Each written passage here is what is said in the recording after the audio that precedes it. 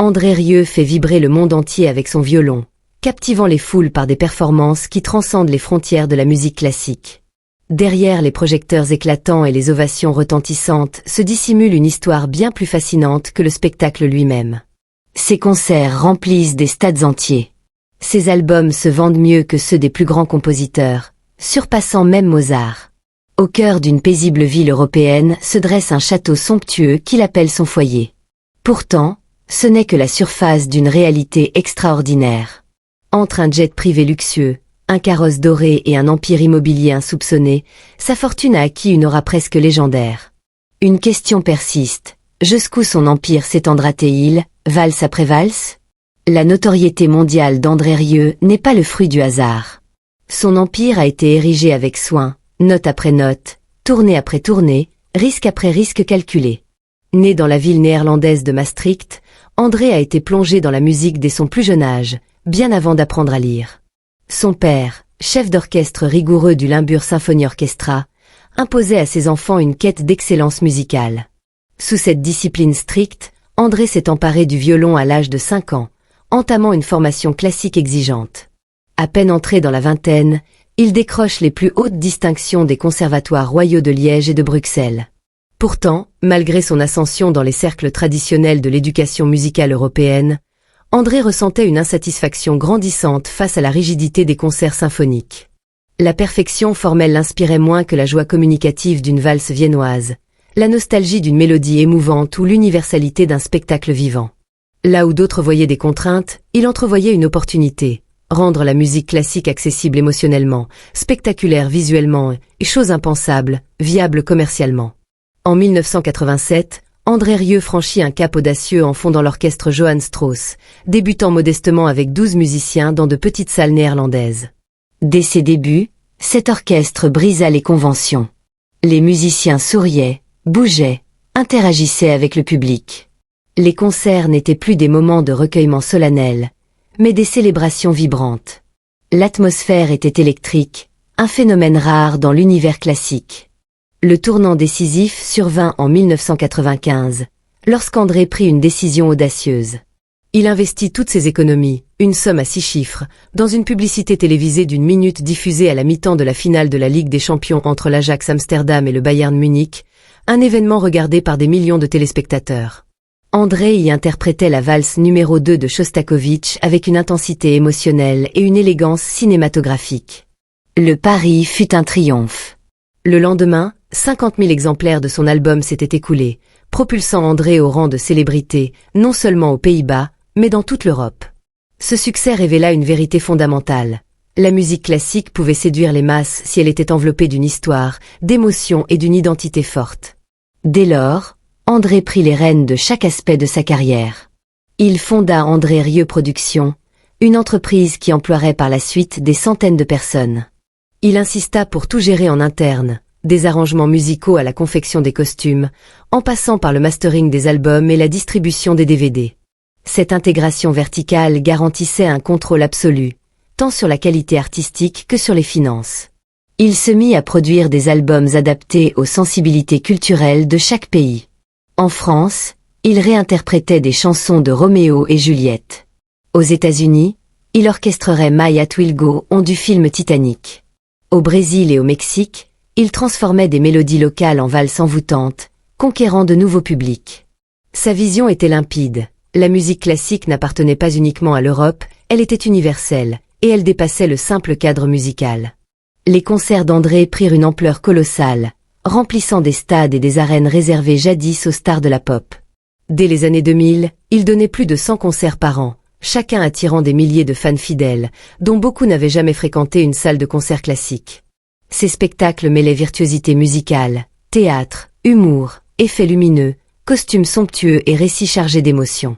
Au fil des ans, il pulvérisa les records, accumulant plus de 500 disques de platine et d'or, avec plus de 40 millions d'albums et de DVD vendus, faisant de lui l'artiste classique le plus rentable de l'histoire. Ce qui avait commencé comme une idée audacieuse pour réinventer la valse s'était transformé en un empire de plusieurs millions d'euros. Maastricht, le cœur d'un royaume musical. Pour la plupart des musiciens, leur ville natale n'est qu'une anecdote. Pour André Rieu, Maastricht est le siège de son empire. Située près des frontières belges et allemandes, cette ville néerlandaise, paisible et riche d'histoire, est devenue le centre névralgique de son héritage artistique et économique. À Maastricht, André n'est pas seulement une célébrité, il est une institution culturelle, un symbole civique, et pour certains, une figure presque mythique. Cette transformation a débuté en 1994, lorsqu'André acquit ce qui deviendrait le joyau de sa couronne, un château du XVe siècle niché juste à l'extérieur du centre-ville. Cet achat réalisait un rêve d'enfance, inspiré par le château de Moulinsart des aventures de Tintin et par l'architecture grandiose de l'Europe impériale.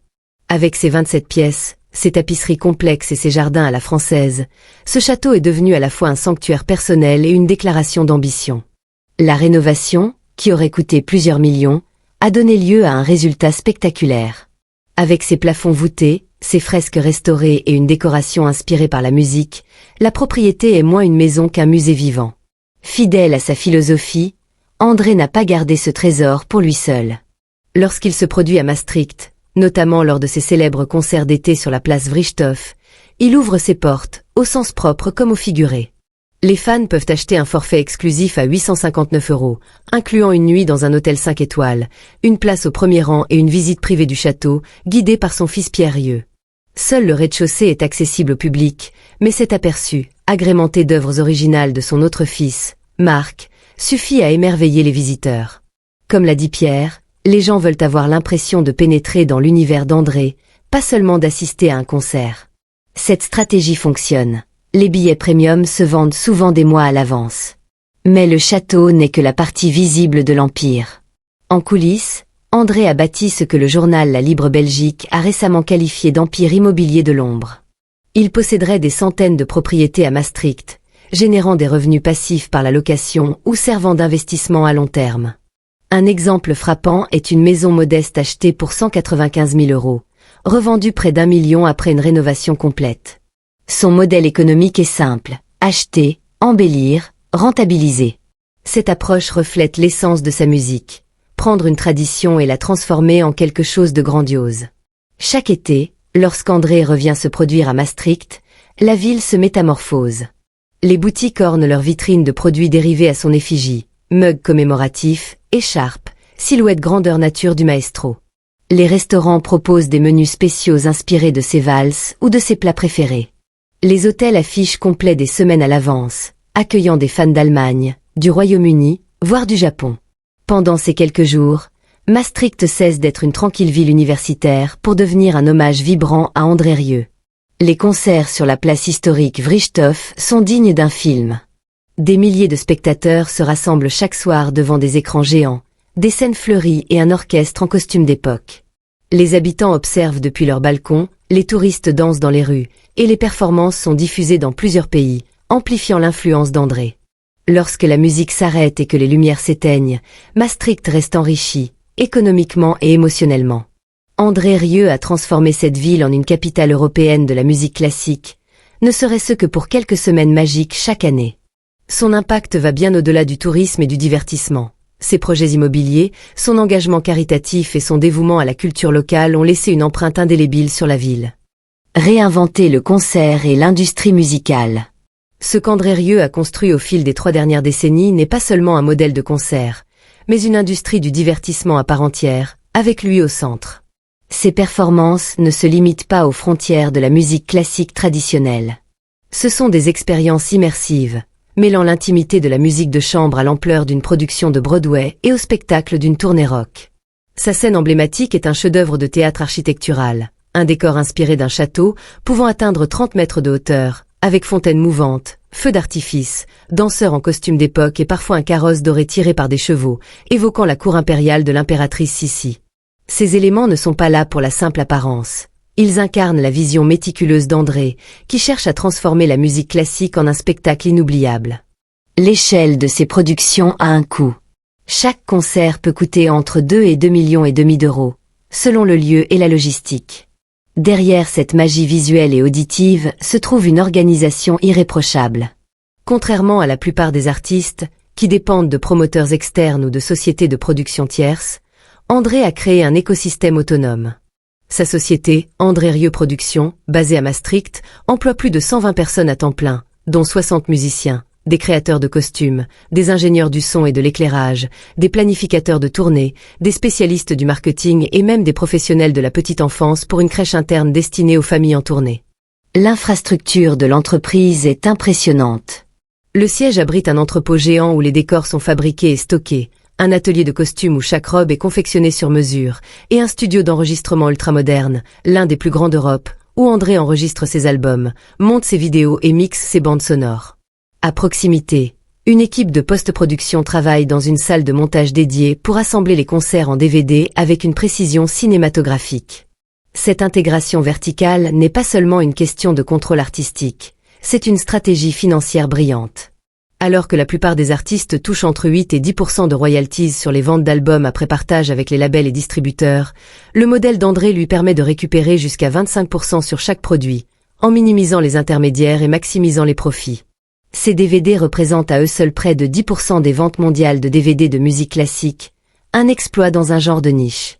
La musique d'André s'adapte à chaque public international, renforçant son succès commercial.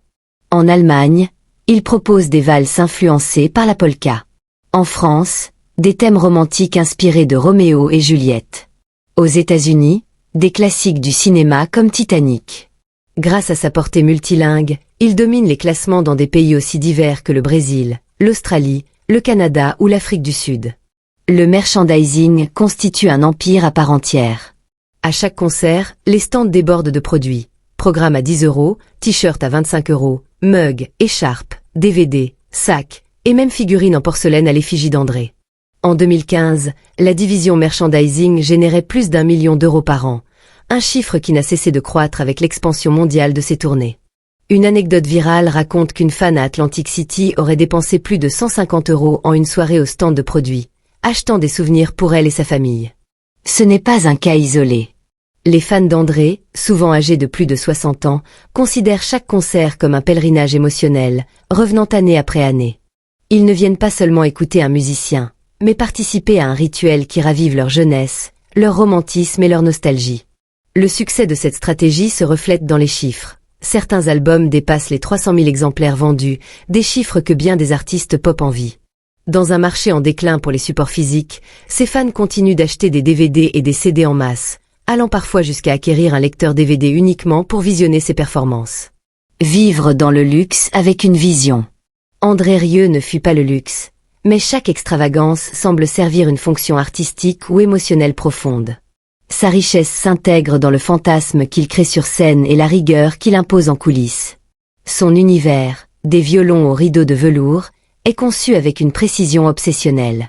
Il ne s'agit pas d'impressionner, mais de créer de la magie. Au cœur de cette magie se trouve son violon Stradivarius, fabriqué en 1732, une relique inestimable estimée entre 2 et 3 millions d'euros. Pour André, ce n'est pas un simple instrument, mais un compagnon sacré. Ce violon ne voyage pas avec les bagages. Il reste à portée de main, et selon son équipe, André insiste pour qu'il dorme dans la même chambre que lui lors des tournées, accompagné d'autres violons soigneusement sélectionnés. Un membre du personnel est dédié à la protection de l'instrument à tout moment, y compris lors des déplacements. Sa collection ne s'arrête pas là. André posséderait une centaine de violons, dont beaucoup sont des antiquités chargées d'histoire. Certains ont été fabriqués sur mesure, d'autres acquis lors de ventes aux enchères ou de successions. Chaque violon a sa propre tonalité, son propre caractère. Seuls quelques-uns l'accompagnent en tournée, et chaque concert commence par un moment intime dans sa loge, où il choisit l'instrument le plus en phase avec l'émotion de la soirée. Ce lien tactile avec ses instruments est rare dans le monde des tournées modernes, où les instruments sont souvent loués ou reproduits. Son souci du détail s'étend à tous les aspects de ses performances. Il emploie des assistants pour lui tendre un stylo lors des séances de dédicaces ou maintenir les photos sous le bon angle pour les fans. D'autres surveillent les reflets sur son costume pour garantir une continuité visuelle lors des captations vidéo. Certains pourraient juger cela excessif, mais pour André, c'est une question de branding. Son monde est conçu pour être irréprochable, ce qui nécessite une équipe discrète mais essentielle. Lors des tournées, son équipe voyage comme une petite cour royale.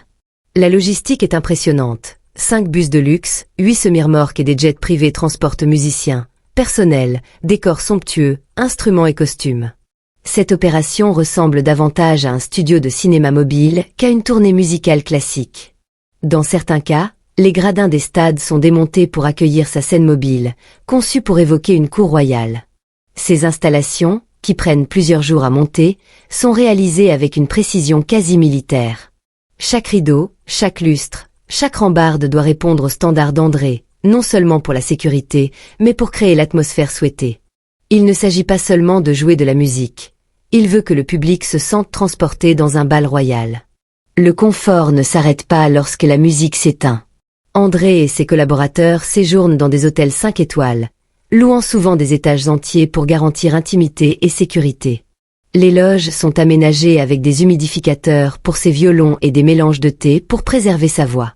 Sa garde-robe, confectionnée sur mesure par des stylistes de son atelier, est ajustée pour un impact visuel maximal sous les projecteurs. Pourtant, ce qui rend ce style de vie luxueux remarquable, ce n'est pas la richesse, mais la fonction de chaque euro dépensé. Les carrosses, les lustres, les violons ne sont pas des caprices, mais des outils d'enchantement, permettant à son public, souvent âgé et nostalgique, d'échapper au quotidien et de plonger dans un monde de rêve. Surmonter les épreuves et s'élever. Malgré son éclat et son contrôle méticuleux, André Rieu n'a pas été épargné par les revers. Il y a quelques années, il a subi une perte financière importante en raison d'une mise en scène trop ambitieuse, nécessitant une reconstruction massive et des retards coûteux. Ce risque a failli lui coûter son entreprise, mais André a su s'adapter. Il a optimisé la logistique, réduisant le temps d'installation de 5 jours à 2 et repensant sa scène pour la rendre plus transportable. Plus troublante encore fut une rumeur impliquant des mineurs, une ombre sur son image publique, bien qu'aucune conséquence juridique n'ait suivi. La presse a fini par passer à autre chose, mais cette expérience a révélé la fragilité de la célébrité, même pour une marque aussi soigneusement construite. Pourtant, la force d'André réside dans sa capacité à gérer la vulnérabilité. Il ne dissimule ni son ambition, ni son panache, ni sa sensibilité, il les revendique. Lors d'un entretien avec Libération, il a déclaré « On me demande toujours si je suis davantage homme d'affaires ou musicien. La vérité, c'est que je suis les deux. » Cette dualité est son plus grand atout. André continue d'enregistrer, de tourner, d'imaginer des châteaux et de rire. Il a même plaisanté en disant qu'il jouerait au pôle Nord si le prix était juste, et au vu de ses accomplissements, personne ne doute qu'il le ferait. Son empire, bâti valse après valse, est une célébration de la musique, de l'émotion et de l'audace. Si vous aviez l'occasion de franchir les portes de son château, quelles questions lui poseriez-vous? Partagez-la avec nous.